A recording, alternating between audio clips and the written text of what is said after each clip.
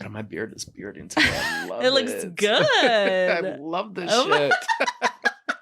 Oh my God, Matt Horn, welcome to Adultish Wines. Hello, cheers. Cheers. Oh my God, I told you when you walked in, I don't do that whole Houston down up thing. Listen, I think that's an Ohio thing. That's where I'm from originally. Oh. Shit. Okay, it's just because we take everything as a shot up in Ohio. And that's why you wanted the hard alcohol today. Exactly. Oh my God. Yeah, no, when I moved here, people were like, no, you have to go down up. I'm like, I've never done that in my life. Seriously? But I also never went to a real college. I went to fashion school. Okay. So maybe I missed that boat. Okay. Where'd you go? Did you go to FITM? Mm-hmm. Okay. Very nice. FITM only for a year and then I dropped out. Hey, listen. Well, look, here we are right now. So here we are. Yeah. I knew I wanted to do something in fashion or style or entertainment, but I quit. I just quit. I've talked about it before in the pod. I think I just quit because my heart wasn't in it. Yeah. And I just felt like, I was like, whatever. I made up an excuse that I wanted to be a teacher. Hey, well, listen, you're teaching me how this podcast thing works right now. So we'll take it as that. This is incredible. Okay. So I feel you're the executive producer of a few shows, which we're going to tell you about, but yeah. I feel extremely like I'm usually hot in the studio, but I'm really hot. Like, I just feel like being the executive producer of a show, like you're seeing, I'm naked right now in front of you. Oh my gosh. That's how I feel. Well, all I gotta say is let's don't be intimidated. I'm intimidated. No, it's all good. We can just say it's because you think I'm cute or something. No, I'm just kidding. Well, of course. And like you said, your beard is bearding. It is. You are very cute. Tell these men across the city of Houston them to stop being fucking crazy. Are you single? Yes, very single. Yeah, me too. And you have to tell the men for me to stop being so crazy too. I just got off the app. Listen, well, the apps it's so funny. I was talking to one of my friends about this on the way over here, and we're talking about the apps, and he was like, I've been off the apps for the last month or something like that. And I was just like, huh, how's that doing? He's like, I'm fine without it. He's like, I don't miss them at all. Yeah. I'm like, it's like, I've been off it for 24 hours and I'm happy. Yeah. I'm still on one. Have you heard of Raya? No. I'm still on Raya. It started off as like a very industry person app. I have no idea how I got the approval process. Like I keep telling, I'm like, I don't know how I slid past. In LA, it was very like celebrity athlete only. And I got into it here. Well, shit. I need maybe because you need to tell next time I get one of they'd send me like sometimes like hey, like skip a friend to the front of the line because it's an approval process. It took me months. Yeah, so I'll send you. Shit, get me on that because I'll be fine with myself. I'll be fine with an athlete. Maybe with the Houston Rockets or some shit like that. Who knows? Whoa. Not us fighting over a Houston Rockets player. Listen, I'll sign an NDA or whatever the fuck I got to do. Me too. Shit, at this point in time, I need to find an app for like wealthy old men. Who was it? Was it, who was the actress or whatever back in the day who like, was married to Hugh Hefner. What was her name? Bridget and oh my God, the three girlfriends. Yeah. I will be Kendra Scott, or is that her name? No, I don't think Kendra Wilkinson. Yes. Kendra Scott's jewelry. Yes. And Bridget, and there's one more. Shit, I don't remember. Yeah, but that's who I aspire to be sometimes. Yeah. Me and my friends say one of our biggest regrets is not becoming like a sugar baby when we had it. Same. Do you know what I'm saying? Like, I'm 34 now. Like, tits are sagging. One's bigger than the other. Like, things are going wrong and downhill fast. Should have done it in my 20s. Well, and it's funny because my beard is getting gray. My hair's getting gray. My hairline's going back a little bit. So people will be like, from like my 20s to now, like, now I have these like, guys in their 20s been like, hey, do you want to go ahead and do this you're like that? A silver fox. What do you call it? Silver fox? I would still like to pretend that I'm in my early 20s right now and still out here being able to do X, Y, and Z. But it's so funny. There's this one guy and he was like, oh yeah, well, are you going to pay for X, Y, and Z? And I said, fuck no. I said, I'm not a sugar daddy. I said, baby, I'm barely a Splenda daddy at this point. So needless to say, cut that shit off. Oh my God. Mm-hmm. Wait, just balls big enough to say, are you going to pay for this? Yeah, there's a lot of people like that. I think hear Gen these stories Z and I just... like, because you're still millennial. Yes. Gen Z, like, listen, Gen Z has brought a lot of great things out. Millennials have a lot of, like everybody does and stuff like that. And I know it's not fair to like lump everybody into something. Yeah. But some stereotypes and lumping is true. Yes. Yeah. Yes. Oh, well. Well, yeah, but that's opposite because men aging is so much more appealing, even to women. Yeah. Than women aging to men. Well, and it's so funny you say that because somebody literally just commented on my Instagram. Oh God, was it last week? And they're like, "You're aging like fine wine," and I said, "Thanks, I appreciate that shit. It's pretty basic, but I am here for it because listen, like." I hate when people are like, "Oh my God, I don't realize I'm cute, this, that, and the other." And I'm like, no, I know. Like, I might, like, luckily, Own like, it. my family, like, and I don't want to sound like a cocky asshole when I say that, but I'm like, I know my value when it comes to things and stuff like that. So, like, Yeah. when guys are like, "Oh, you look at him," like, "Thanks, I appreciate it." Doesn't mean that you're going to get in the bed, though. Like, one of those types of things. Right. That's not the first time I've heard it. Yeah. But thank you. Thank you. And And I you can appreciate say it again. Makes my ego a little bit bigger each time. No, I'm Yeah. Just a little bit. Just a skosh. Just a skosh. Just a skosh. Oh my gosh. Okay. So very single. Very single. So the last guy who I was talking to lives out on the East Coast, and Okay. we still talk and stuff like that, but it's long distance is making it difficult. And I love Houston. So is that a situationship? Would that be considered? I would say it was a situationship for a while. Now Okay. I would say it's I don't know, just a really big gray area as to what it is. Like we still talk on a regular basis, like a great person, like great looking, great personality, great guy and everything like that. But it's just kind of like a meh. Yeah. We'll see. I mean, who knows what the future holds? Like I would definitely like if something came into fruition with that, I'd be all about Into it. Okay. Yeah, for sure. So right now I'm just living my best life and I love it. Yeah, seeing what happens. Do you consider yourself out on the streets? Because I consider myself on the sidewalk. Okay. Because, like, the streets are scary and a little dangerous. You know what I'm saying? You might get hit by a car. And, like, a car could jump the curb and hit you on the sidewalk, but less True. likely. True. But you're still out there. I would say I'm playing in traffic sometimes. You're crossing, you're jaywalking. I'm jaywalking. Whoa. It's like a great Saturday night in Montrose. You take a leap of faith and hope a car doesn't hit you. Oh, my God. Or hope the right car does. I hope the right car does. Trust me. There have been some ugly ass cars though where I'm like, not even just like looks wise, but personality wise and stuff like that. Sometimes you can tell that the car hasn't had a tire changed in a while. Or all four for that matter. Dad. We need that rotation. You need the tune up. We need all of that shit. Oh my God, that's hilarious. All that shit. But Okay. yeah. No, I'm just living life and going through. Well, you're busy too, which, okay. Who are you telling? Yeah. I Who are mean, you telling? every time I see you, it's only, so obvious. Did I say this already? Nightcap and Isaiah Factor Yeah. on Fox. Yes. And So also Face Off, which is on Fox Soul, The Missing, which is on Fox Soul, and then there's supposed to be another show, which I'm not going to go into, that should be launching hopefully later this summer, which is super exciting. So 4 to 5 shows you're an executive producer on. yeah. And then when we had the New Year's Eve special, I was in charge of that.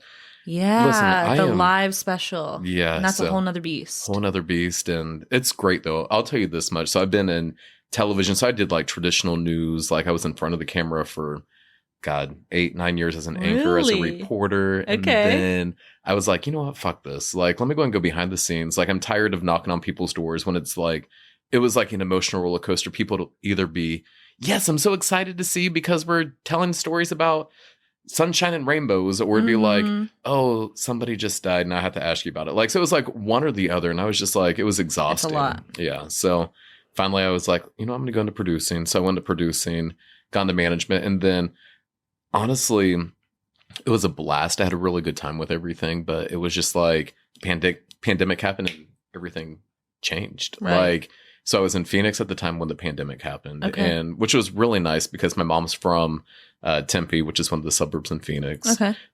So I still had family out there. My aunt's out there, had an uncle out there. My grandmother at the time, before she passed away, she was out there Oh, and stuff like that. sorry. And so I was like, I loved it. I had a great time out there. And then my company I was working for had like massive layoffs. The company eventually got sold. And so they're like, at the end of September, they're like, hey, here's a severance to get you through. It was like through February the next year. Okay. So I was like, you know what? This is kind of nice. I'm not going to have to be working during the political season because that's when Trump versus Biden happened the first time around. So I was, Gucci. we're going to have to buckle up because get ready for round 2. I'm so scared. Who are you telling? I'm so Who are scared. you telling? Yeah. So that happened. I was interviewing. It's kind of funny. So Houston, I think, was meant to be because I had You been here before? had not been here. Okay. Well, I had not been here before until I had an interview with one of the TV stations here. Okay. So it was interviewing for God, what was it? It was for a management position, but it was doing things with investigations and special projects and that type of stuff, which fun. I was doing something similar in Phoenix. So I love that type of thing. It was a fun time. Yeah. And was interviewing there. And then trying to think if I had any other. That was pretty much the main one that was really going full steam ahead. Okay. And then I remember I was on a weekend trip with some friends who like we had been isolating with during the pandemic. And they were like, hey, let's go up to Durango, Colorado. And I was like, perfect. So at the time I only had one dog. So got my dog, my friends, they had their dog. So there was a group of us. We went up to Colorado and got a phone call on the way up there from my old manager in Phoenix. And she was like, hey, you took the news like extremely well. She's like, you understood that it's a business decision, so on and so forth. She goes, we have an opening within the company again in Nashville. Oh. And I was like, Nashville. And I said, let me think about it. So she got me in contact with the manager out there. And I was like, let me go and think about it. And then I got the offer here in Houston, got the offer in Nashville. And I said, sorry, Houston, going to Nashville because I am loyal to this company like a fucking idiot. Right. So was in Nashville for a year. Okay. And it was announced the company was getting bought out by another company. Okay. So I was like, you know what? But you were going to stick around, like you weren't laid off. No, I wasn't laid off. No. Okay. So I was rehired and then I decided to leave on my own But it's terms. just can be very messy, Oh, especially so messy. for anyone who's never worked in. Do you know that I worked in the studios in LA? No, I in didn't. the costume department in Okay. TV and movies. So that's badass. yeah, it was. Yeah. So if anyone's listening and has not worked in TV and movies or any sort of that, it's messy. It's a hot fucking mess. Yeah. Like hot mess. Yeah. And you're really just a body there. Oh, for sure. Like And anybody. it's kind of like no events. Yeah. But you're just a body. Just a body. You could be replaced. Yeah. Like that's just kind of, that's how it feels. Yeah. I mean, I feel like it might be like that in a lot of industries. I've talked to friends in other industries, but yeah, that's pretty much what I don't know. I was. just feel like it's a very overwhelming. It's very much just like, oh, you can't make it tomorrow? No problem, but you're fired. And no hard feelings, but you're fired. Shit, was it that bad? Yeah. Ooh. Yeah. I mean, like, I didn't have to go through that, but absolutely I worked with people who did. Yeah. Yeah. So, okay. Anyway. That's crazy. So I was in Nashville for a year. Okay. And then during this time, the same station that I turned down offered me a position again. Ooh, this meant time to to manage the morning show. So I was like, and I was like, well, what's the pay? The pay was a lot more than what I was making in Nashville. And cost of living is less in Houston compared to Nashville. Nashville's an expensive fucking city, super expensive. Yeah. So I was like, you know what? I'm going to do it. So I moved to Houston. Loved it. Loved Houston. How long ago was this then? 2021. Okay. I think. Yeah. So I was here for, oh God, I'm going to embarrass myself. I was here for like 7 months and I was not under contract. Station up in Dallas reached out to me and I was like, they're like, hey, this is so-and-so up in Dallas at whatever station it was. And I was like, all right, cool.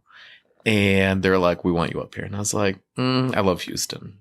Wasn't a fan of the station, but I loved Houston. Okay. They're like, well, we're going to throw money at you. And I said, fuck. So I went to Dallas for a year and I was like, no, this is a bad move. So then I came back Really? down to Houston for the position I have now at Fox. And I love it. Love it. It's been seriously like, it's not news anymore. Like it's just doing, Yeah. I mean, late night entertainment, soon to be daytime as well. Like it's fun. It's fun. And this is the first time in a long time. And I took a pay cut to come back down here. Okay. And I did that because I was like, I just want to be where I'm happy and where I know I'm going Right. to enjoy myself. Was it, I mean, no shade to Dallas, but like I hear from people in Houston that like Dallas is cool, Yeah. but it's nothing special. I've only been there once. Okay. So So was it Dallas? So I like to say that Dallas keeps Aquanet in business. Okay. But I mean, no shade towards Dallas, but it's not my favorite city. Like, Okay. It's a beautiful city. The infrastructure is beautiful. I feel like for the most part, being in the middle of a flat place like North Texas. But let's be real. Houston has personality. Houston is just, I don't know. There's just something about Houston where I'm like, it just feels homey. Like I feel like I could talk to you, like even if you're on the sidewalk while I'm playing out in traffic, I could be like, hey Paige, what's going on? And like it'd be a full-blown conversation. Up in Dallas, I feel like there's a lot of $30,000 millionaires running the streets. So a bunch of broke bitches who act like they got money. Ooh.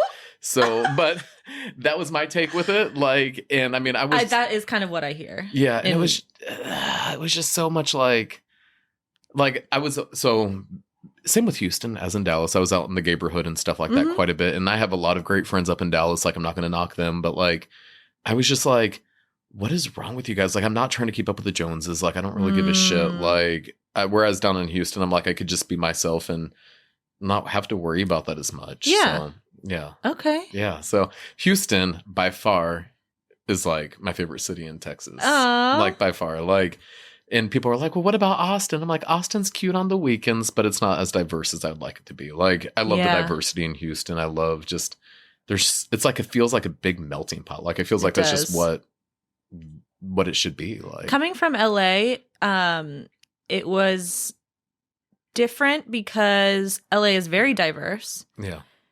I would say a melting pot, but in a different way. Yeah. Like, there are just more cultures here. Yeah. In Houston. And it does feel like I moved here and I was very lucky to move and like know a group of friends. Yeah.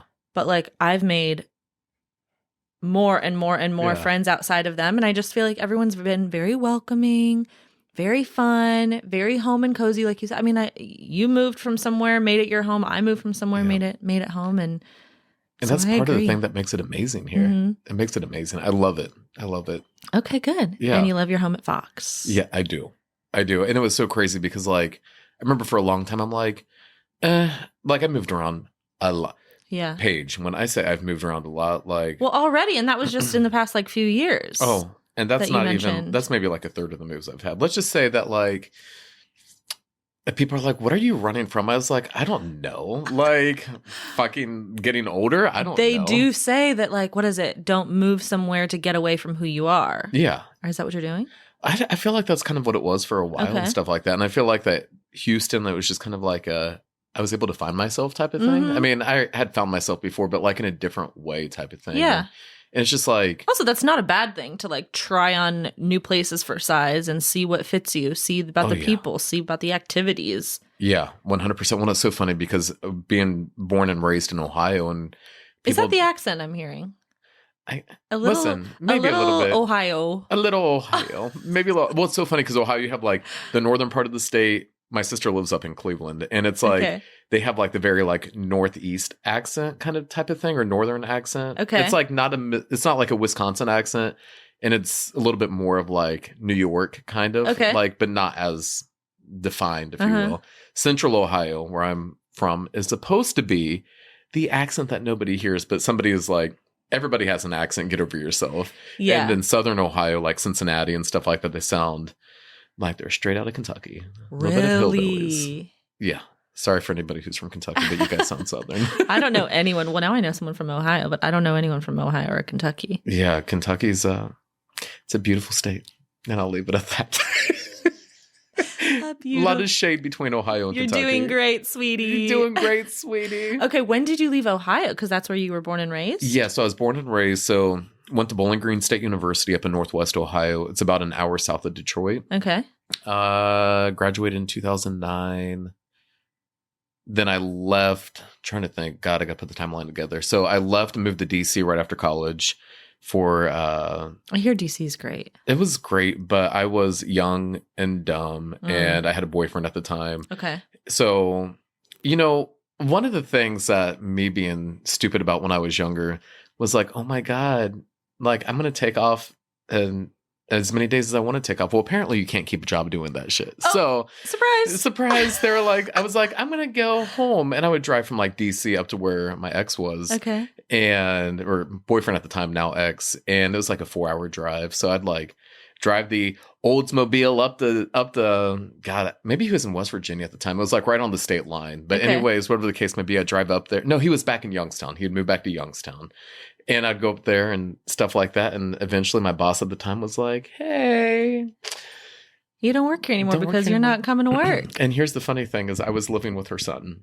Oh. So that made it even a little bit more awkward. Oh, she had to do what she had to do. Oopsie. So then I moved back to Ohio and and then I like moved back to Ohio, was there for a little bit, moved for my first on-air TV job. Okay.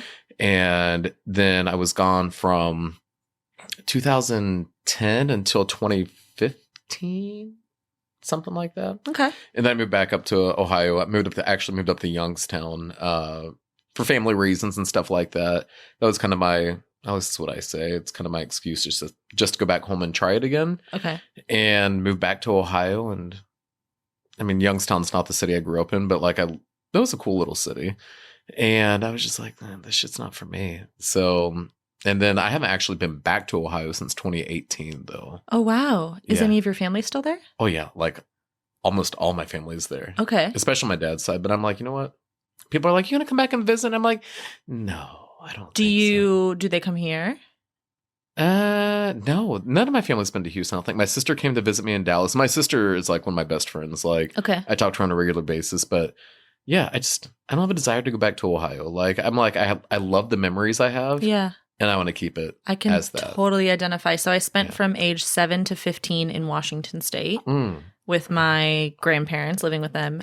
Had the time, like, loved it. Time of my life. Like, it was a crappy town. I don't know if you've ever heard of Yakima, Washington. I have, in middle and central Washington. Oh, over by the Tri-Cities, right? Yeah. Yes, yeah. Look at that, my geography degree. Oh no, my I'm God, just kidding. I don't have a for geography degree, you. God. But yeah. Good for I know where you. that is. Yeah, so Yakima was a pretty shite town. Yeah. Gross, gangs, drugs, all that stuff. Anyway, so moved back down to California. But after my grandparents passed away and my mom passed away, and one of my sisters is still in my house, which is great, but I just don't have, and I feel badly because she's like, you never come, you're always going somewhere else and you're never coming to Washington, you're never coming to see me, and it's just like, I just don't want to. It's not that I don't want to see you, I just don't really care to go there. It was good for what it was, and I want to keep those memories. Yeah, and it's so funny to say that. So my grandmother in Ohio had passed away, and she was like, so like my mom and I get along, but like my grandmother was really filled that maternal role. So when she'd passed away, which was around the same time, actually I had just moved from Ohio to Virginia at the time. Okay. And she'd passed away shortly after I had left. She had a stroke, like when I was still living in Ohio, and then died from complications. And I remember when that happened, that was part of the reason why I don't go back. It was because it's like, I love the memories, but I don't want to go back and be like, oh, let me go ahead and take a stroll down memory lane. Fuck that. Like, I don't want to do that. And then things change, like it's not my grandma's house anymore. It's my sister's house. And as you should, it's good for you. But like, I still want to know like those nasty yellow cupboards that she had and that weird ass carpet, like that's my grandma's house. So yeah, no, I feel that. It's hard, and it just brings back like, you miss them. Yeah, for sure. So no, it's just weird because it's like, can you believe, I mean, we're 2 years difference in age. Oh. We're fucking adults. We're adults. Wait, how old are you? 36. Oh. Yeah, I'll be 37 in August. Okay. Virgos. Hey. Oh my gosh. Yeah. Okay. So, wait a minute, when's your birthday? January. I'm a Capricorn. Oh, wait a minute. January what? 14th. Okay. Oh. that's good. I love Capricorns. You let it pass? No, I love Capricorns. My sister's a Capricorn. She's January 10th. So, okay. Yeah. I love Capricorns. Yeah, we're cool.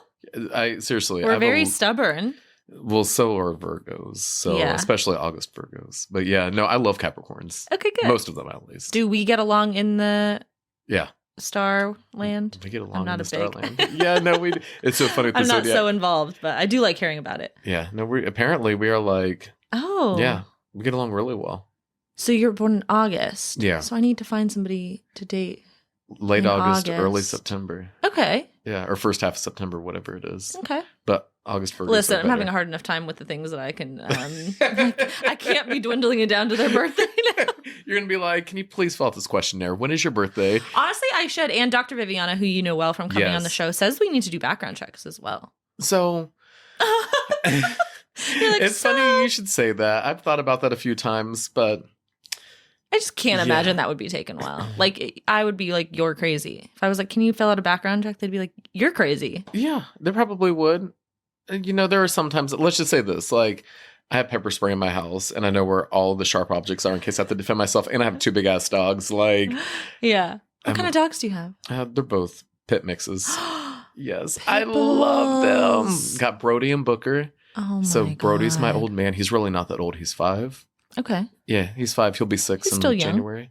Yeah, he acts like an old man though, but he is like oh my God, amazing. And then I have, so it's like yin and yang because then I have Booker. Okay. So Booker will be 2 in August. Puppy. He is wild. Like Brody, like is the biggest lover. He'll be like, he's so chill. He's so calm. He's just a great boy. And then you have Booker who is like, he's a great dog, but he is like, I'm like, dude, chill out. Like if I could just harness an ounce of your energy, like I would love it. I would like have so much more energy. How do you have 2 dogs when you're working all the time? Oh, I'm usually home and like okay. I'm still you can do a lot from home. Okay. Yeah. So like no, and I usually I'm really big on like I stay busy, but like I'm really big on like work-life balance and stuff like that. Like that's really important to me. Like because I'm like I'm working to live, not living to work. Right. And it's great that you enjoy your job. Oh, and that is probably what you spend the majority of your time doing. Yeah. You want to be like a slave to work. Yeah, at all. And like when it comes to work and stuff like that, like they've all been,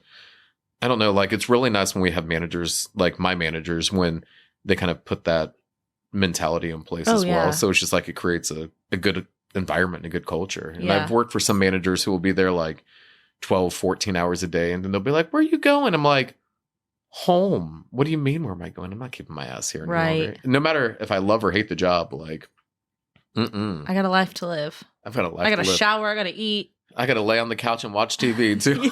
Just do nothing or something. Yeah. No. So I love it. Okay. Yeah. When did you know that you wanted to get into TV? Or, because I know you started in the front of the camera. Since I was a kid. Okay. Oh my God. You ready for this embarrassing story? Yes. So growing up, I had 2 jobs that I wanted to do. Okay. One was to be a meteorologist. Okay. Because I was obsessed with meteorologists. Like I was like, this is the coolest thing ever. Okay. I've got questions about that later. Oh my gosh. And trust me, I'll answer more. You might have more questions about the second career path I wanted. Okay. And no offense to anybody who does this as a living because like praise them because there's no way in hell I'd be able to do this. I wanted to be a school bus driver. Okay. That's so sweet. Not a lot of people know that. So like consider. Why? I mean, I have no idea. You just loved. Did you ride the school bus? Yeah, I rode the school bus. I grew up in the country. You must have loved your school bus drivers. Yeah, I mean they were cool. Like, I mean, I don't know if it was because listen, I'm short. They were cool. Like they were cool. I mean, they were cool, but I mean, listen. Maybe it's because like I'm short and I always like the thought of driving a big vehicle. I remember my grandmother at the time, she's like, school bus driver, why don't you just, if you want to do that, just drive a semi truck and make more money than driving a school bus. And I was like, no, I don't want to do that. And mind you, I'm not a fan of kids. So the thought of like driving a bus that. Now, as an adult, like looking back, that would be a wild thing for you to do. Oh my God, yes. Like kids. Like, and I got nephews and I love them to death and they're great and everything like that. But aside from that, like kids drive me crazy. Like, really, I'm just not a kid person. I've never really been a kid person. Like even growing up, like my mom would be like, do you think you're ever going to have kids? And mind you, I wasn't out of the closet at this time. I mean, and I know that people who are gay could still have kids. Like I get that, but it's just like, I was like, no, I don't think so. I don't think so. So like after I came out, I was like, oh, I'm gay. I can't have options kids. Are limited for me now. Yeah, although that was just my excuse, knowing that that still doesn't stop anything. So yeah, so I remember as I was an adult and I got into television and stuff, my mom was like, I'm so glad you picked a different career path than being a school bus driver. Yeah.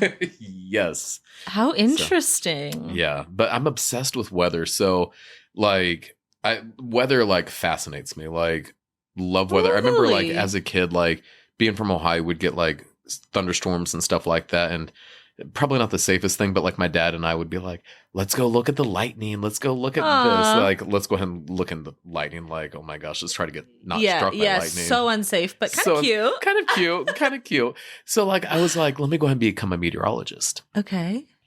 Paige, I took one meteorology class in college, the hardest class I have ever taken in my entire life. I got a D in it. And I think the only reason I got a D in that class is because I annoyed the shit out of the professor because I had so many questions. What does a meteorology class entail? Because a lot. I don't want to be rude here, but like no one ever gets the weather right. I mean, listen, okay. I'm gonna drink to that. Speaking of, I know we live in Houston and like can't predict. Yeah. But that's the excuse, apparently. Here, do you need more ice? Or are you going to be okay? I'll be fine. Okay. Trust me. I'll be fine. I can't see, so sorry if I pour a lot. Listen, I go Tell to me the, when. I go to the gay bars. I'm used to it. That's Okay. good. Listen, I go to the gay bars in Houston. I'm used to a heavy hand. It's all good. But yeah, so okay. Meteorology, intro to meteorology. Yeah. I think that's what the class was called. Like physics was involved with it. It was like the old school. Okay. Oh, physics. Like physics. Mind you, I had never taken a physics class prior to that. Okay. So it's like, they're like, hey, we're going to go ahead and draw isobar lines. And here's what the isobars mean. And here's this, here's that. Maybe it's easier now because computers have evolved a little bit more. I don't know. But like, it was like basics. Like they were trying to make you think like a meteorologist without any access to computers. Okay. It was hard. Okay, so you took one class. And I said... No. So then after that, I was like, all right, I'm going to focus on just being a news reporter and being cute and telling the news and all that fun stuff. And I mean, it was fun, but... Being cute. Did you have a news reporter voice? Okay. Are you ready for it? Yeah. You ready for it? Hon, give me a story. Give me a story. Oh, God. Don't make it too dark because... I don't know. That's hard with me. Yeah. Oh my God. I can't even think of a story. Okay. Can it be about dating? It could be about dating. Oh, I just took it. I was about ready to take it dark. I'm going to anyways. Okay, do it. Okay. Reporting live from Houston, Paige was out trying to find a lover. Instead, she had to do a background check, and he said, hell no, and walked away. Honestly, believable. Believable. No. I'll have to show you. Next time you're at the station, I'll show you links to your old... Yeah, and I didn't have a beard at all. Like, and I Oh was like my dressed in a suit all the God. time. Like, I used to be dressed to the nines, day in and day out. I hate a suit. I literally got rid of all my suits when I left Dallas. Moving back to Houston, I was like, oh, I actually need a suit or two because things are going on. Yeah, exactly. Well, I hate every man, I think, should just have a suit. Ugh, I hate it. I hate getting dressed up. If I could wear literally sweatpants and a hoodie every single day of my life, I would. Yeah. I would. That's kind of my life. Listen, I love it. I'm actually quite jealous right now. It's so funny because, like, literally when I ran home because I was going to come over in sweatpants and stuff, and I was like, and then I couldn't find the sweatpants I wanted to wear. So I was No, I get it. And sometimes there's like a certain vibe you want. Yeah. Yeah. Now my closet is full. Any cute hoodie or sweater I see, it's like, and I live in Houston. So you're sweating your ass off. I'm right now dripping. No, I'm actually not. I'm actually fine with this fan on, but yeah. But you know what? In my living room, like this apartment that I live in is so old and lovely. But the AC works so good in the living room that I have to have a hoodie on in my living room. Okay. But in my bedroom, it doesn't really work. Okay. The AC, so can't have a hoodie. No. No. You're like gonna be sweating your ass off in there. Yeah, you can't really get temperature used to here. Oh my gosh. But yeah, no, I mean, I talk shit about meteorologists all the time. I'm like, did you go to school for this? Listen, they would always say, and anybody who's a meteorologist, if you ever listen to this, just know that I'm saying this in a loving way. We would always be like, that is the one job you could get in television and screw up on a daily basis and still keep a job at the end of the day. Right. Now, like... Especially in a place, I feel like Houston, where like really... And it's like it such can a flip huge in 2 area. seconds. Oh, for sure. And now, like, I remember when I was up in Dallas, they'd be like, there's a 20% chance of rain. I'd be like, but the area was so geographically huge up there. And they're like, no, when we say 20%, it means a 20% coverage. So they're like, we include our entire area. Oh. And I was like, oh, that kind of makes sense. But still, yeah. Still, no. I have a umbrella that fits in my clutch. I have an umbrella in my car. I have an umbrella in my regular purse. I have an umbrella at my work. You need it here, though. Like in Houston, yeah, you need it because like it'll be like sunshine and next minute it's like torrential downpouring. I had my sisters here this last Thanksgiving or the one before, but it was like beautiful day. We get in the car, we get to leave to go to the car. I have this big charcuterie board I'm bringing to my friend's house.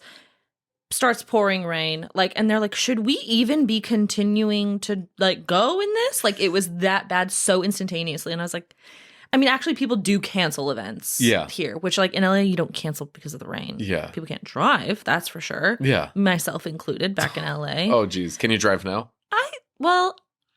Okay, so I hydroplaned once when I was, like, 16 and fishtailed across the 170 freeway. Yeah. And almost died.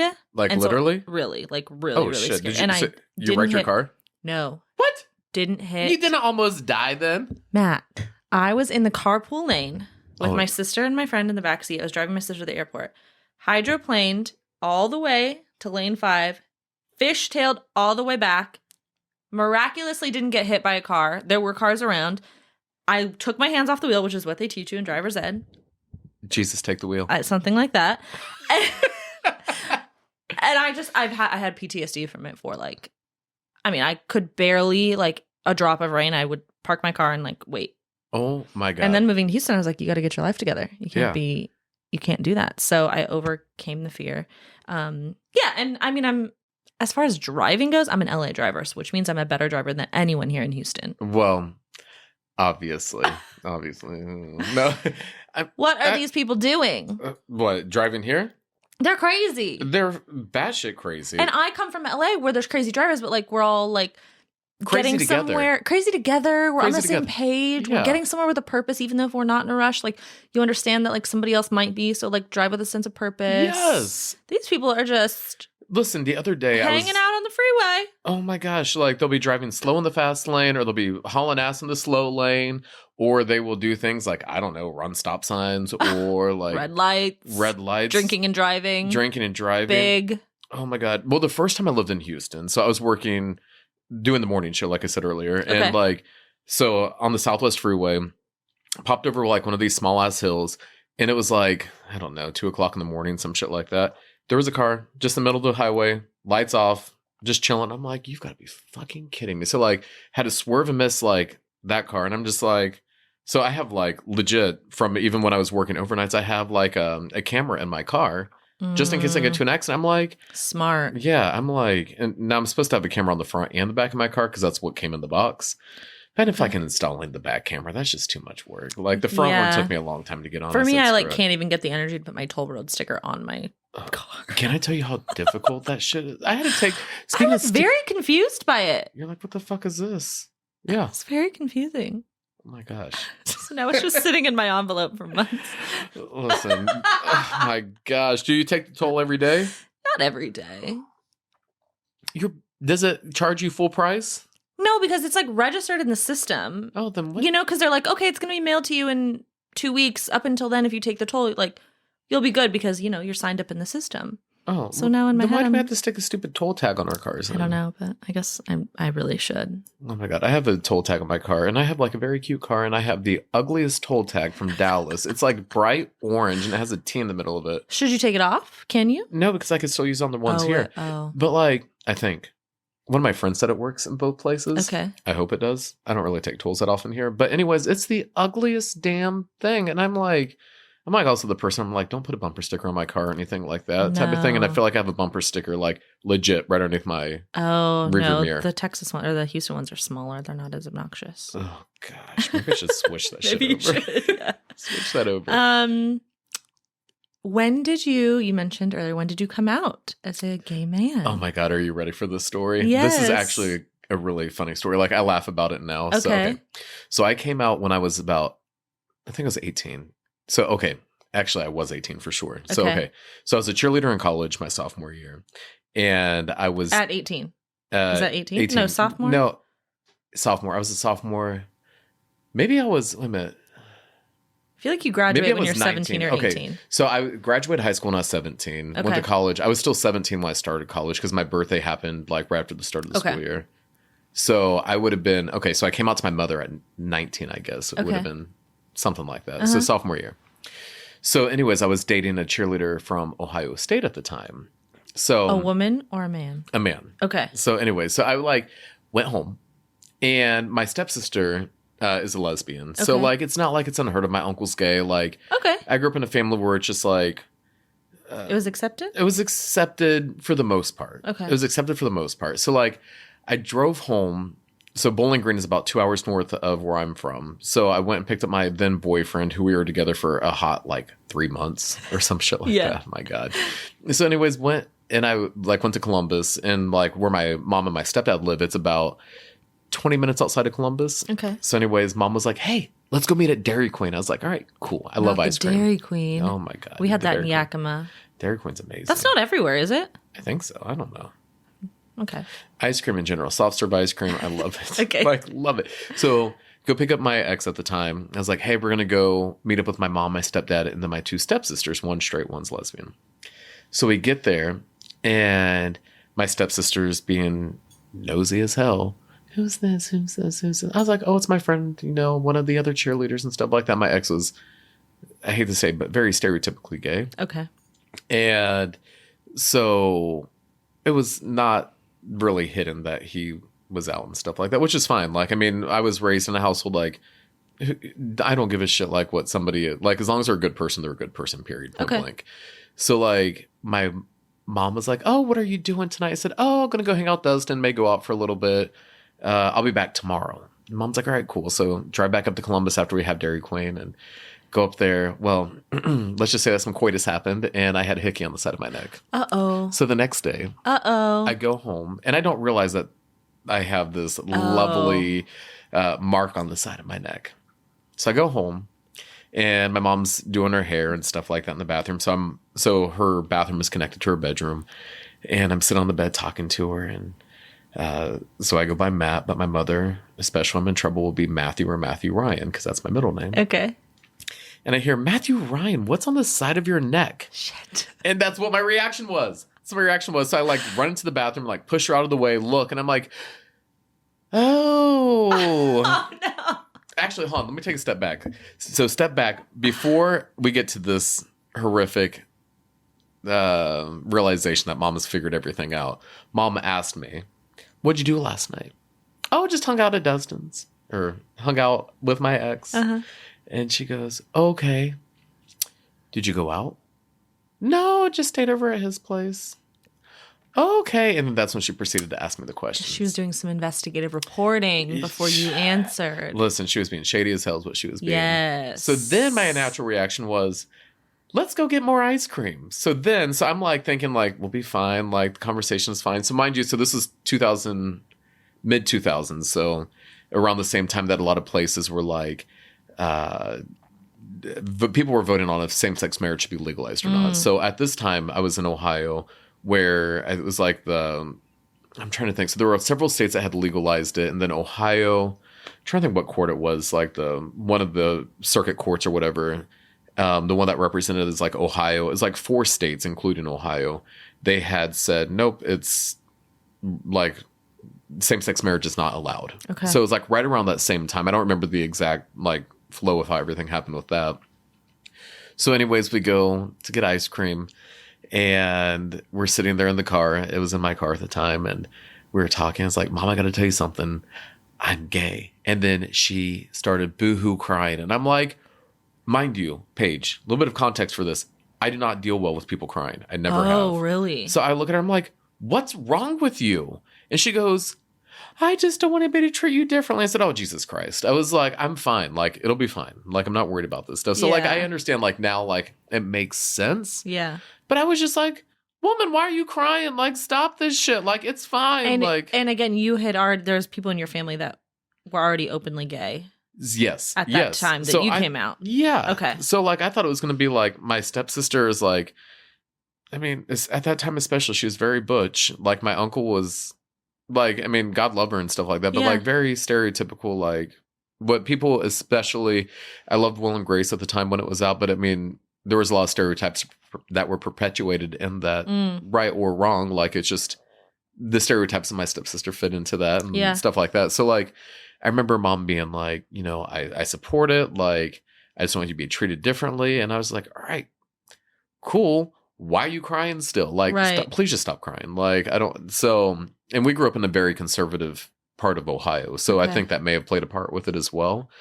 And so from there, it was just kind of like, this is me. So then I went through my 100 iterations of being gay. So I was like, had flamboyant, like big hair. Like I had like, I'll have to show you pictures sometime. Just know that because you could experiment openly now. Yeah. Kind of wanted to try some things on for size. Yeah. And now I'm just like, I found the right size that fits me. And this is what you see now is what you get. Like, it's just, like, I'm just like, whatever. But like, I came out to like a lot of my family and stuff like that. And I remember that my grandmother was one of the last people who I had told. Okay. When it came to like my close family and stuff. And I had like my aunts being like, no, don't tell grandma. She's going to like freak out about it. And I was just like, nope, I don't think she will. And I remember telling her, she's like, I don't give a shit if you're gay or straight or what have you. She's like, as long as you're happy, that's all I care about. Aww. So I was just like, aren't you glad you did? Oh yeah. Like it was a weight lifted off my shoulders. Like when I came out, and I had a couple of cousins that were like, you're going straight to hell, mind you. One of them has since apologized. Okay. And she apologized much later, like probably maybe 15 years after the fact. And I was like, that's fine. But I'm like, their stepfather was, or I don't know if he's still a pastor or was, but like, it was very much of I was like, I was not raised in a religious household anyway. So like that whole thing, I was like, that doesn't impact me. Well, don't you feel like too, it's like a condition of people being told something by their, let's say, dad or their mom, that this is the way the world works and how it should be. And you're not going to try to find out for your own self. You're just going to be like, oh, well, my dad says he votes this way, or my dad said, oh, for sure, being gay is not right, or my mom says that I'm not supposed to do this, and that's just what it is, and you just don't question it. It's like reading a Facebook headline and pretending like you know the story. Oh, for sure. And or the news headline, And it's so funny you say that, because growing up, my stepfather especially, so love my stepfather. He's like great father figure and stuff like that. Okay. And I remember like growing up, he was always like, question authority. And I'd be like, okay, so I'm going to question you. He's like, don't question me, but question everybody else. Like, and like, he would just always really push me to question people, question why things are the way they are, question this, question that, whatever it may be. So like, for me, I'm just like, okay, I'm going to question why society is the way it is at that time. And I mean, let's be real, like the United States has come a long way especially for gay issues and stuff like that. So like, it's always sometimes I feel like for people who are, I'm trying to think, I would say when did same-sex marriage get legalized nationwide? I think it was 2014, 2015, something like that. Okay. And after that, for people who were coming of age then, I'm like, I don't think people realize how lucky they are if they are gay or lesbian or trans or bisexual or whatever they may be and stuff like that, how lucky they are to have the right to get married if they're in a same-sex relationship or with somebody who's trans or what have you and stuff like that. Because I'm like 90s, 2000. I mean, I wasn't old enough to be in a relationship in the 90s, but like 2000s and through college and stuff, like it was not easy and stuff like that. Like I think it was still illegal in Ohio at that time. Yeah, a good friend of mine, he was on as a guest season 1 of the podcast, and there was a couple stories that we were asking, my co-host and I at the time were asking him about, and I was just so irate about the way that this gay couple was treated or whatever the story was. And he wasn't. And he was like, Paige, we've come a long way. Like that's terrible. Yeah. But I have to tell you, as a gay man, I'm very happy with the progress that we've made. And yes, we still have so much further to go. So many things to champion better. Yeah. Of course. But like, I would be crazy to not be thankful for like where we are in this world, which is like, I do get it. Yeah. And honestly, I did learn from that conversation, because I think I was so like, it's just not right. You know, why can't it just be accepted and okay? And it was interesting to hear from a gay person who was like, it's okay. Yeah. Well, and let's take this win and we can remember this loss. Yeah, for sure. But let's move on from it and be happy with where we are. And I was like, okay. Well, it reminds me of everything in Colorado with it was the Supreme Court ruling when it came to the bakery and stuff like that for the same-sex couple who was trying to get married. And yes, that was the story. Oh, and for me, I'll tell you this much. Like for me, my reaction to that story was, this is really shitty. But if I knew that a place did not support same-sex marriage, I'm not going to waste my money on that place in general, period. But like I 100% agree. It's like we've come such a long way. Like it's like take the L and keep it moving. But like at the end of the day, like it's better than what it was still. Which is crazy. It's crazy because it's kind of still bums me out. Yeah. But I do completely, and like I said, he helped kind of educate me on, it doesn't have to be so like unicorns and rainbows and bright colored to be positive. Yeah, for sure. Well, and I also think when it comes to those types of things too, like it's very much of a you learn from those experiences, and Mhm. it's kind of like it still shows, and this doesn't just impact people who are LGBTQ. It impacts anybody who is a minority, including you being a woman. Like it includes it just goes to show you that like there's still work that needs to be done Yeah. at the end of the day. And it goes to show you that like you can't be quiet necessarily. Like, and it's like, obviously, I mean, being vocal or being supportive in whatever you believe in or you don't believe in and stuff like that, like it comes in different forms and different fashions and stuff. And it's like, I remember like with like different protests and stuff, I'm like, I'll feel one kind of way, but I'm like, I know because of my job, like I can't, especially when I was doing news and stuff like that, I'm like, I can't go out there and say, oh, I support this or I support that. It just comes down to all right, well, how can I make sure that at the end of the day, it's like I'm still supporting my friends who maybe were impacted by X, Y, and Z, or making sure that people know that they're still loved and stuff like that. Because like there's been some crazy shit that's happened here recently, and it's just like sometimes you just have to support your friends, and that has to be the support you give, and that's the way that you're vocal about something. Yeah. Yeah. That's a good point. Yeah.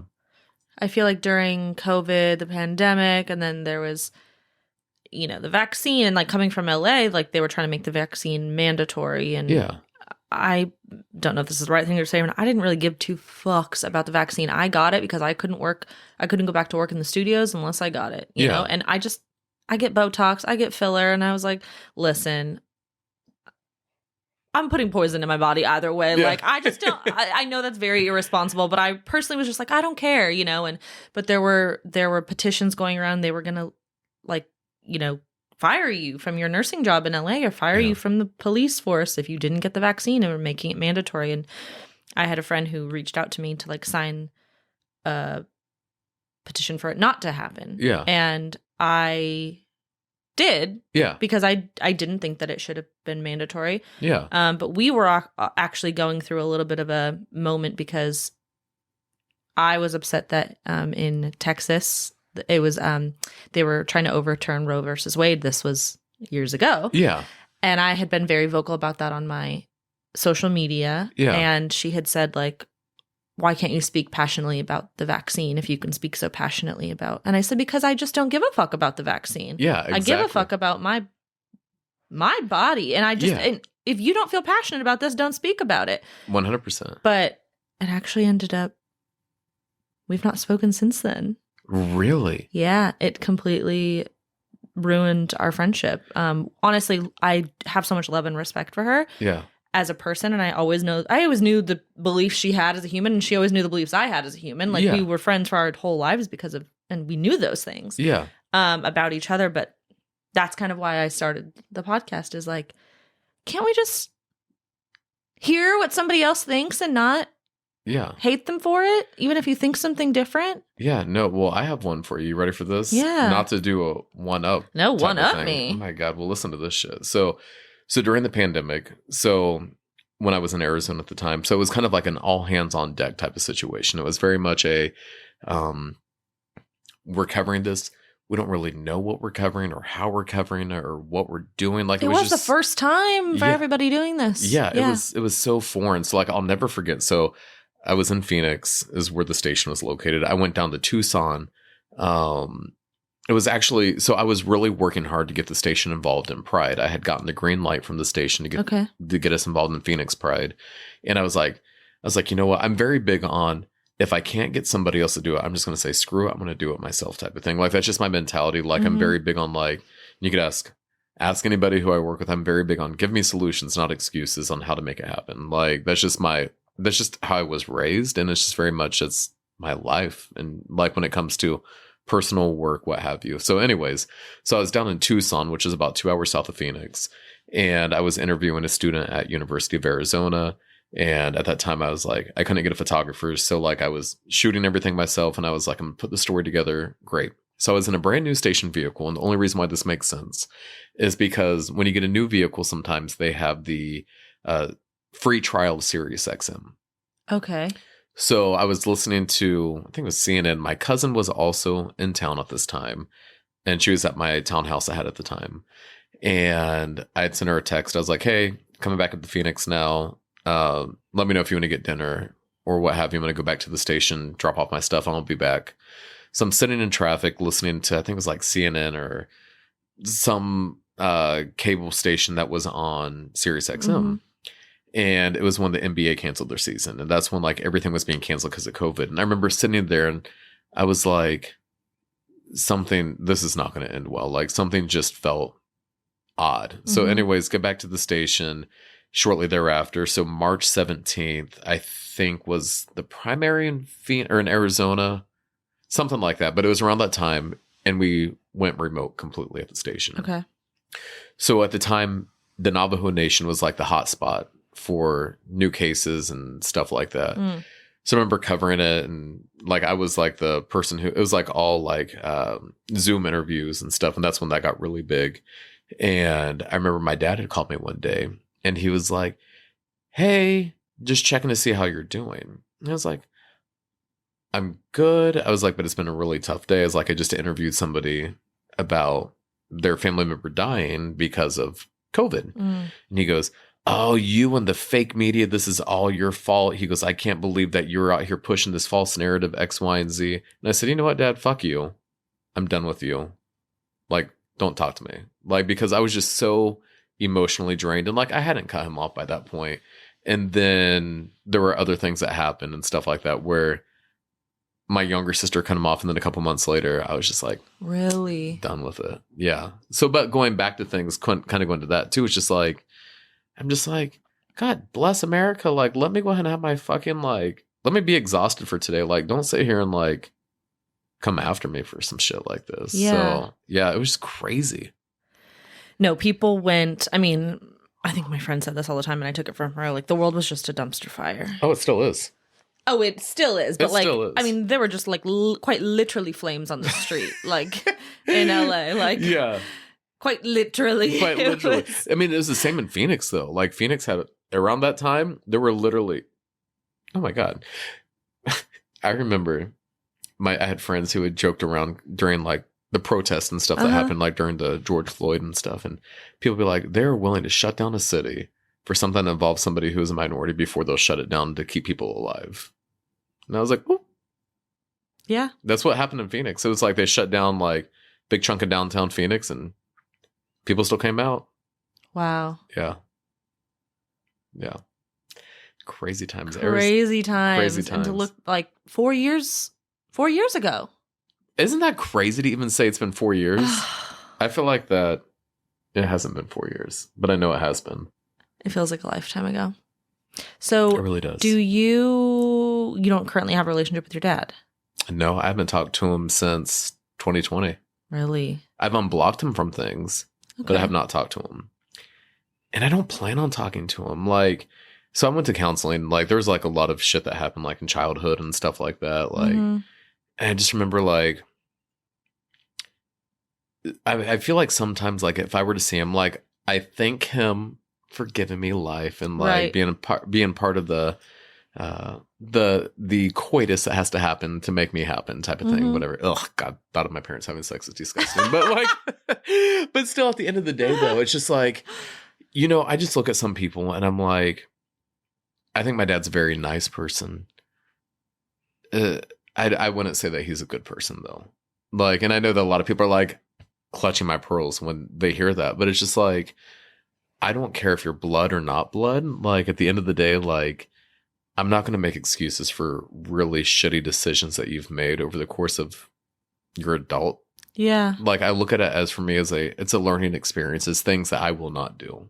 So I thank him for those types of things. But like, I'm really close with like a lot of my, like his siblings, my aunts and uncles and stuff like that. But well, mostly my aunts, one of my aunts. Like, I mean, not that I dislike the other ones. I just don't talk to them as much. Yeah. But like I talk to one of them on a regular basis and I'll ask her like, hey, catch me up the speed with whatever is happening in the family. But like, no, I really don't have too many good things to say to my dad. And that's fine. Yeah. Like, but like, there's some things that have happened, which I'm not going to go into, but like, where all I got to say is he would get his ass whooped type of thing. Yeah. Do you think that if and I don't know everything that's gone on, but do you think that if he would ever to take accountability for things that he's done, would you kind of have an open? I don't think so. I think I would say thank you. Thank you. Good. Thank you. I appreciate it. I'm not going to say, I think it would be more of a, I appreciate that the damage has been done type of thing. Like, and I really think about things sometimes when it comes to this, because I'm like, my younger sister had cut him off as well. And for very completely different reasons. I honestly don't remember what her reasons were, but like, and she hasn't talked to him longer than it's been for me. And my sister's 8 years younger than my younger sister is. And like, it's just, and we have very different lives. Like my younger sister is great, but like, we've just taken different paths in life, but like, she's great. And I'm like, it's just so crazy to see that we're so connected on like that one thing. But, and it's kind of crazy to even say that out loud, but like, I'll talk to friends and they have like these really great relationships with their family and stuff. And like I said, I really do have a great relationship with a lot of people in my family. I really do. But like when they'll be like, oh my God, my parents did this, my parents did that. Oh my God, blah, blah, blah, blah. And I'm like, I wonder what that would be like. Yeah. I wonder what that would be like. So it's interesting, but no, I am like, no, he could suck a bag of dicks for all I care. Love that. Yeah. Like, and earlier I said my stepdad's been a good role model. Like, so my stepdad fills that void when it comes to things. Like, and like my mom and I, like, we have a good relationship, but like, and she's a great person and everything like that. Like, but we're not the closest, but it's not like there's no bad blood between my mother and I, my stepfather and I. Like, I am like, thank you for everything. And it's just, it is what it is. It is what it is type of thing. Yeah. I don't have, I asked about would you be open to it, because someone I don't have a relationship with my dad. Yeah. Haven't. I didn't know that. Ever. Yeah. Parents divorced when I was 3, and apparently he's on like a better road now, and is like all about forgiveness and like bettering himself. And I honestly, like, I used to be very hateful towards him as a teen. And I really don't have any hate towards him now. I just would never want to know him. Yeah, no, that's fair. And it's not even out of spite. The things he's done are unforgivable. Yeah. Maybe not to me, but to other members of my family and as a whole. Yeah. But yeah, I kind of think to myself, like, I have so many people that love me and that I love, and I have a good life, that like I just don't have room sometimes for that.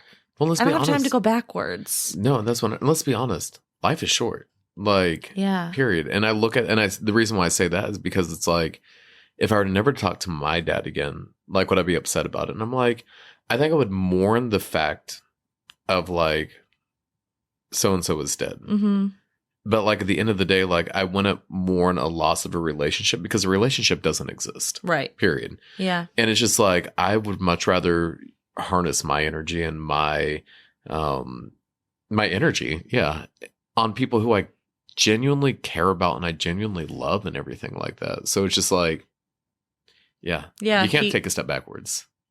Yeah. No. And like if and when my dad does pass away, like I think I'll be like, shoot, that's sad, because by the way, I cry a lot, so hopefully I don't end up crying with you. Listen, if you cry, here's you're running out of here. No. So when somebody cries, sorry, not to cut this, but whenever I like somebody cries in front of me, I do ask Caroline about this. I do the notorious Grinch smile. So I'll do this. I'm like, and it's like, it's one of those things like where I can't fix it. It's just like a natural reaction to the point where like, it's so funny because like somebody had I'm not gonna so somebody had said that they were going to be leaving to do other opportunities, and they had started crying in front of me. Okay. And literally I did the and then I started audibly laughing out loud. Like what you're doing right now. Like I literally did that.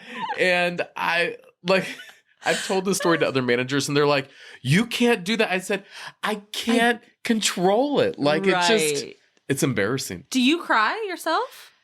Like, if I'm really pissed off. Okay. If I'm crying because I'm really pissed off, then It's like out of frustration and anger. that is like a clear out the fucking room. Matt is about ready to blow his lid type of thing. Oh. Because it takes a lot to get me really upset, to get me really mad. Like I could count on like one hand the number of times I've been so mad, like literally maybe like 4 or 5 times where I've been so mad that I'm crying, and if like I'm ready to like blow shit up type of thing. Yeah.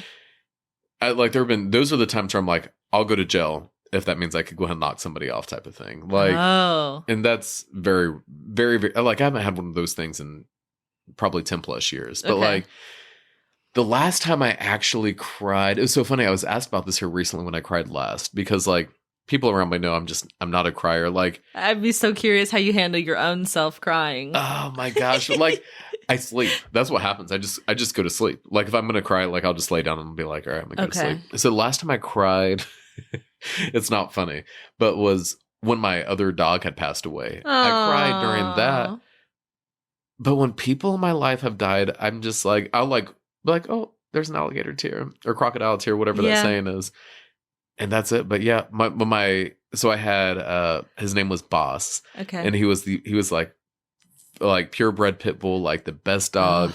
Like love him. He was like a little ham. Like I loved him to death. And he'd passed away. He got really sick actually at the beginning of the pandemic. And I took like 2 or 3 days off of work, and I literally just slept for like 72 hours. Like, and besides to wake up to let my other dog out, because I had Boss and Brody. Okay. And I still have Brody. And I was like, I gotta wake up to make sure I take care of him and stuff. It's like a fucking child. But like, love Brody to death. He's got a lot of Boss's traits and personality and stuff. So that's when I say old man, it's like from Boss, I think. Yeah. And that was probably the last time I like really cried really hard. And that was 4 years ago. So you're not like judging someone when they cry. You just don't know how to deal with it. Yes. It's like I've never seen someone have like a physical reaction. It's like awkward turtle type of thing. That smile, I can't.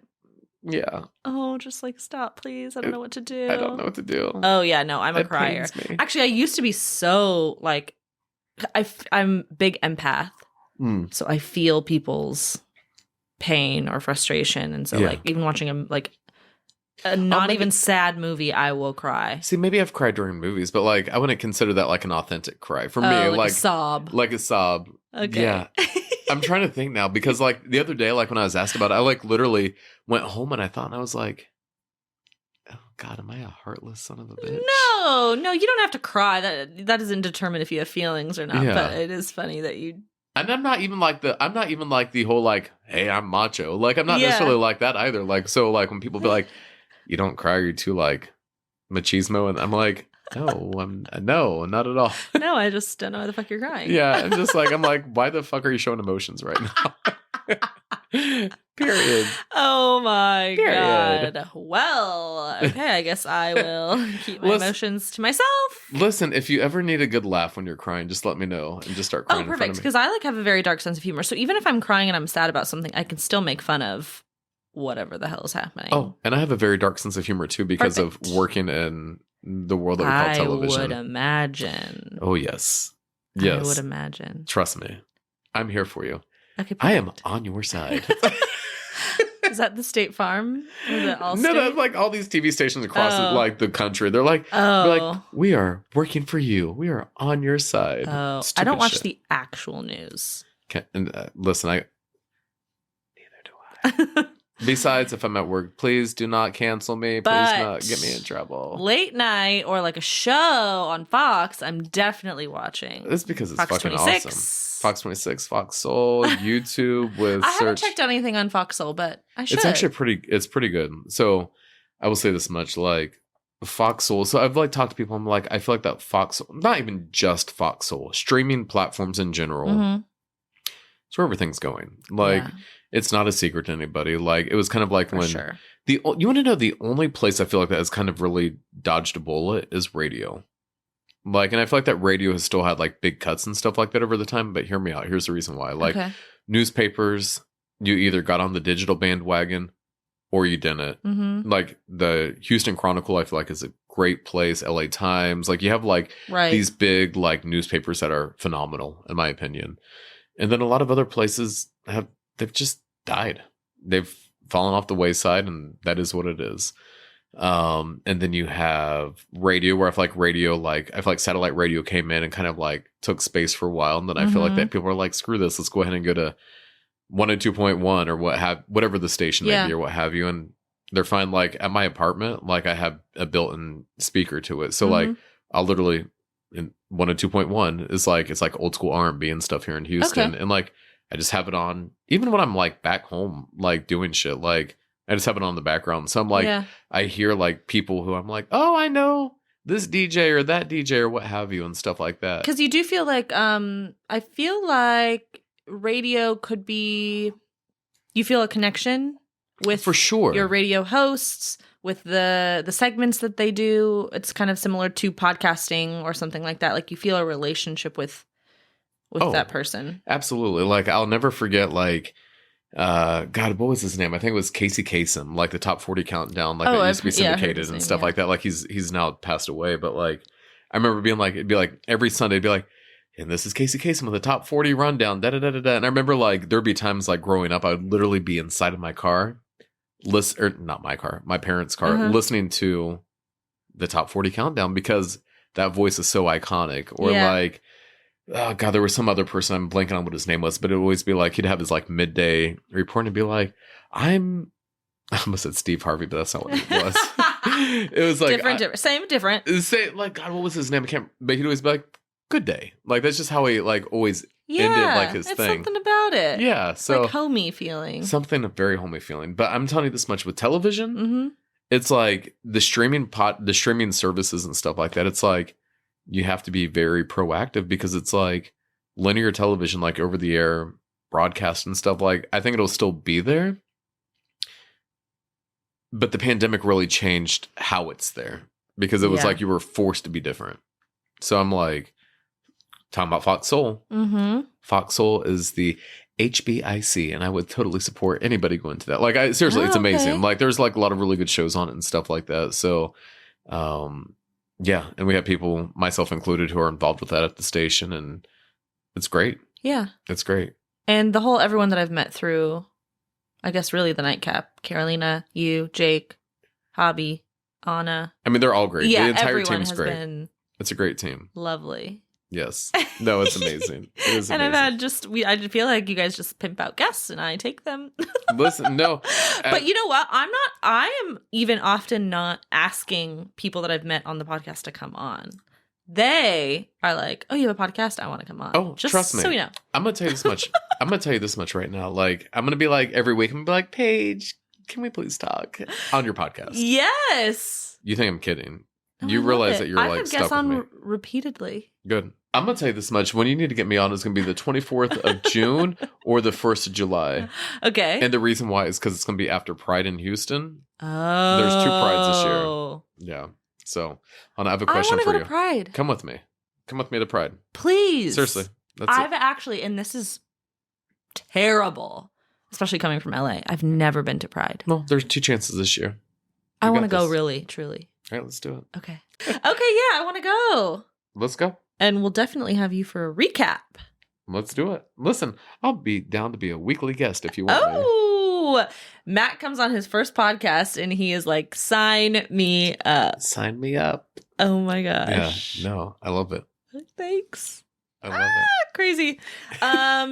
You're like, dear God. No, I love it. I'm so excited. No, honestly, again, like I can't say it enough. Everyone from the Nightcap has been lovely and helpful and welcoming, and I feel very lucky to have met all of you and to have, I feel like, your support and oh, absolutely, hands down. Just, I don't know, just no, you're a fucking rock star. You're a fucking rock star. Seriously, like. Thanks. Well, again, like I've had a lot of help, so listen. Everybody has to get help in some way. There's nothing wrong with that. And growth for me, because I used to never accept, let alone ask, but like definitely, like if somebody offered me help, no, I'm fine. I'm fine. Yeah, but maybe. Now, I don't know. No, definitely, I think so. Just like I've been doing things on my own for my whole life, so like, I don't need your help now. I don't need anyone's help now. I can do it, but now I'm like, no, help me, please. Like whatever knowledge you have, transfer it to me. Trust me, there have been times where people are like, let me help. I'm like, who in the fuck asked you? I got this. I wonder what kind of boss you are, because as the executive producer, you are the boss. I feel like I'm a good boss. Okay. I feel like I'm a good boss. No, I'm a very, like I was having this conversation earlier today, like I'm very laid back. Like I do not like to micromanage because I hate, with a capital HATE, being micromanaged. It's like, the worst. And earlier you said worst. you have you like a work-life balance, so I would imagine you put that onto the people you work with. Yeah, I'm very much like, talk to me, have conversations and stuff like that, because at the end of the day it's like, and I've told my team, I'm like, if I don't know something, then I can't fix something. Yeah. And I'm very big on like, so side note, I'll say even outside of work. So like I'm also on kickball, softball, flag football, and dodgeball leagues. And like, my God. Yeah, I keep myself out of trouble by joining gay sports. Wow. Yeah. So, fun. So I was a captain of kickball, and I'm going to be a captain of kickball again next fall, because this current season we merged leagues and it was a hot mess express, but whatever. Okay. But like one of my big things is like, even like doing sports when you're a leader, it's just like lead. Like, like I hate when people are like, I'm a manager of, and it's just like, no, are you a good leader though? Like, and I'm very much like, I'm not perfect. I'll be the first to admit I'm not perfect. Like I make mistakes like everybody else does and stuff like that. But I'm like, at the end of the day, like, are you taken care of as a person? Yeah. Like, because if you're not taken care of as a person, like, how can we make sure you are taken care of as a person, or taken care of as a person? Because I need you to be, when you're at work, I'm like, I need you to work. And this goes for myself included. So it's like, take care of yourself outside of work. So you can work when you're at work. Work when you're at work. Yeah. But no, I'm very much like I love my team. Like I always tell people, and my team always jokes around. I'm like, what are we doing? They're like, we're doing the gold standard, because that's like what I'm like really want to instill that into my team, because I'm like, let's be the fucking best. Like if we're going to do this shit, let's be the best. Let's have people be like, what are they doing that's making them successful? What are they doing to make them successful, and so on and so forth. So I love that. I try. I try. And I mean, there's always room for me for growth and stuff. And I have zero issue with asking other managers like, hey, what would you do in this scenario? Or what would you do if this were to happen? And like, I have a lot of support and stuff like that. So good. I love it. I do want to know wine of the week. So my wine of the week is when you are getting ready for coitus and the other person backs out at the last minute. Oh my God. Yeah. And as a gay man, that is very fucking annoying. Are they at your house, or they're like, okay, coming over later, and you're like the latter of the two? Wow. And they'll be like, hey, where you at? I'm not coming. I'm like, I'm tired. Guess what? You're cut. Ooh. Like, and I've talked to friends about that. Like, if so and so says they're going to come over and they don't, like, and you either took a shower, you did whatever you need to do and stuff like that. Like, what do you do? And they're like, oh, we cut those sons of bitches off. You know what? So that's my wine. I love that wine. Yeah. That's huge. That's a huge one. Because I don't know how many experiences I've had with like that being last minute canceled. Yeah. But the dates, or going on a date, or if they ghost. If we're going to dinner, first of all, I need to know what kind of shower I'm taking that day. Yes. Am I taking an everything shower? Am I washing my hair? Because if we're going on a coffee date, I'm not washing my hair. No. If we're going on a dinner date, depends on the place, I'm probably washing and curling my hair. Yeah. What outfit am I wearing? Like, I need to know these plans. And then you're like, oh yeah, I was thinking sometimes around 6, well, sometimes around 8, well, sometime around 9. And it's like, now I'm not going at all. No, at all. And that's like the most infuriating thing ever. Oh my God, that's so funny. Yeah. That's my big wine. You get all ready. And then they say sorry. And do you give them a second chance? Like if it's a good excuse? It depends on the person. Okay. It depends on the person. And it depends on if I'm like, ooh, I'm really hot and heavy for you. Or like, what is your like, are you super like...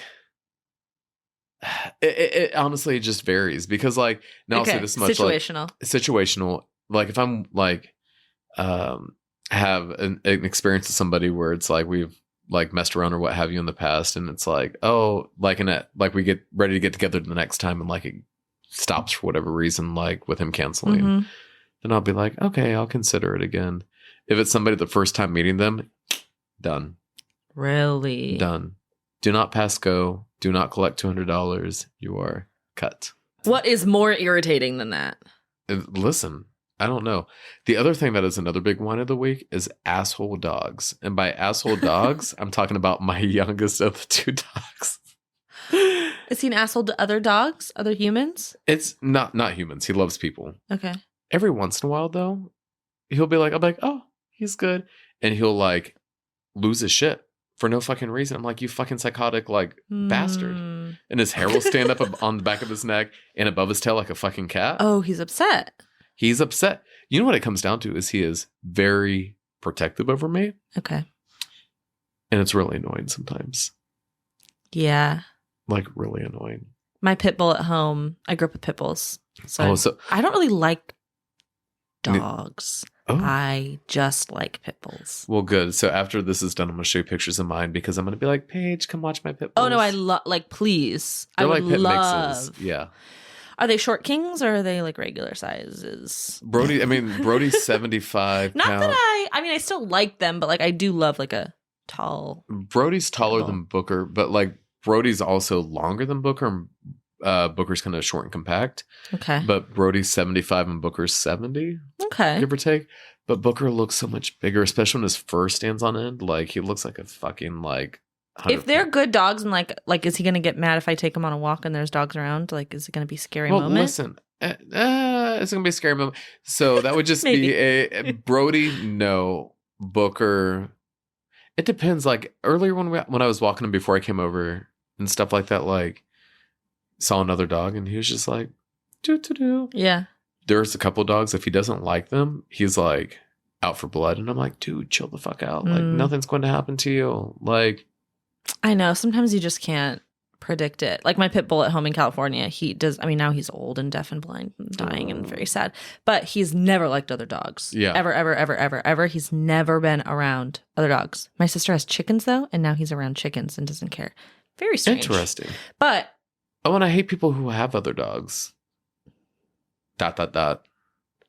When they see my dogs and they're like, oh my God, look, my dog's running over toward your dog. Paige, I have another one. Right. Ready? You ready? This is going to be another fucking hour. Huge. It's going to be huge.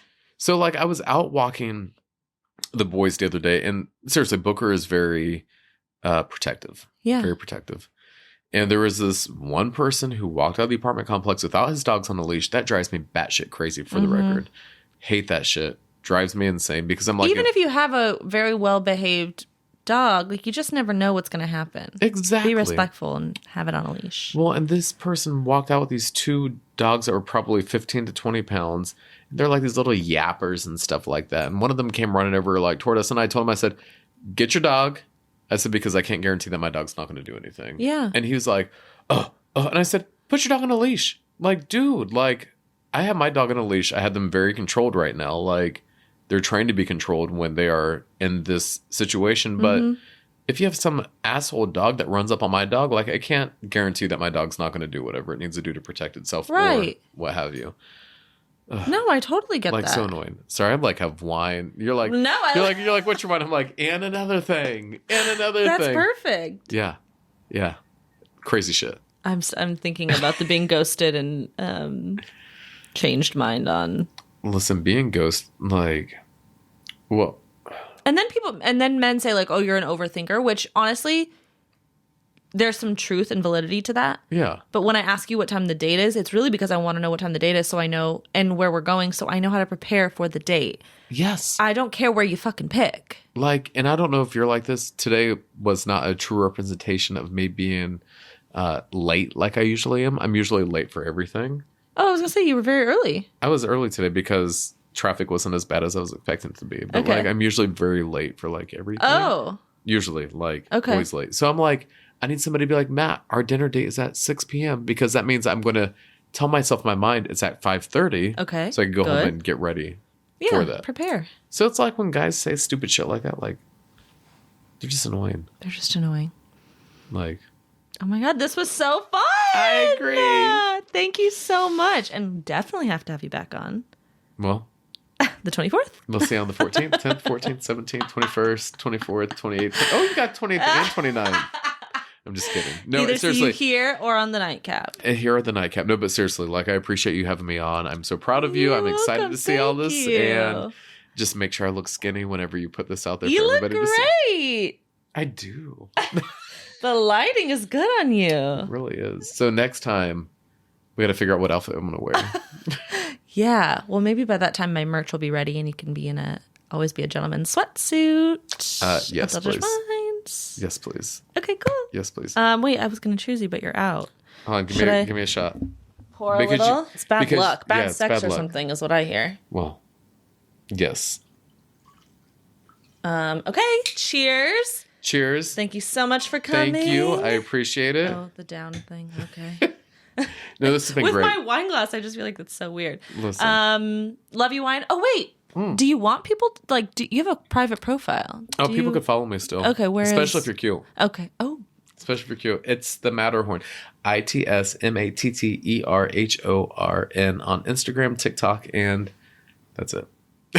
And that's I it. was going to say Facebook, but I don't use Period. Facebook. I have a Facebook page, but I don't ever use my Facebook. Me neither. My things automatically post to Facebook from my page, from my See, podcast mine doesn't. Instagram. I purposely did it where it doesn't. I know what you're talking about, But though. I don't ever interact or anything. Instagram on is my most favorite one. So it's the Me Matterhorn. too. So when it goes down, it's really...